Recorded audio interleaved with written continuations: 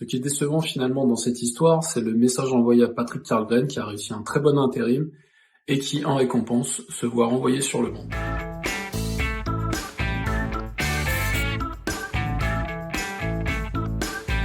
Bonjour à tous, petite vidéo consacrée au FC Nantes où Anthony Lopez devrait être la première recrue de cet hiver. On pose cette question, Anthony Lopez, pourquoi faire? Et oui, ce qui motive cette question, c'est que en fin d'année dernière, Antoine Camboire, pas satisfait d'Alban Lafont, a envoyé son titulaire sur le banc et l'a remplacé par Patrick Carlgren. Le Suédois, qui était arrivé durant l'intersaison, a réalisé un très très bon intérim. Ça avait mal commencé pour lui à Paris avec ce but encaissé d'entrée de jeu par Hakimi, mais ensuite, il s'est opposé à tous les tirs parisiens et Dieu sait s'il y en a eu. Et grâce à lui, les Canaries ont réussi à repartir du Parc des Princes avec un match nul totalement inespéré avant le coup d'envoi.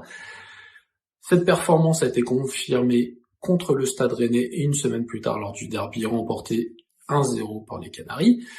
Carlgren s'est un peu déchiré dans les arrêts de jeu sur un corner qui avait provoqué l'égalisation rennaise finalement refusée par la VAR, mais tout le reste du match, il avait encore une fois été très très bon.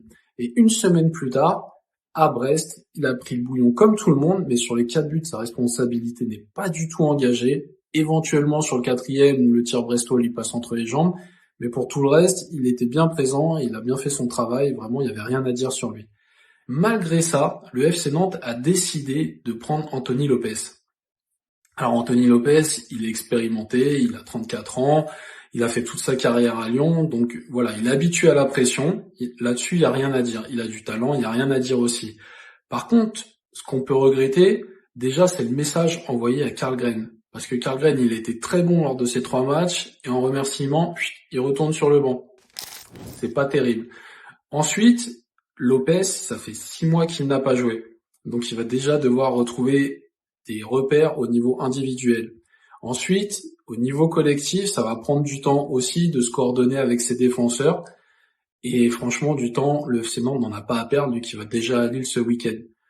Enfin, le plus important, à mon sens, c'est que Lopez, toute sa carrière, il a connu le haut du tableau. Donc la lutte pour les places européennes, pour les trophées, il connaît. La lutte pour le maintien, c'est pas la même chose. Donc ça fait beaucoup d'inconnus à mon sens et je ne comprends pas trop pourquoi le FC Nantes, qui en plus a des moyens très limités, qui est limité dans son recrutement, est parti sur un nouveau gardien alors qu'il en avait un qui était très très bon, qui faisait du très bon boulot et qui va en plus maintenant retourner dans l'ombre avec un moral sans doute dans les chaussettes. C'est mon avis, j'attends vos avis sur la question justement. Je vous souhaite à tous une très bonne année et des bons résultats pour le FC Nantes.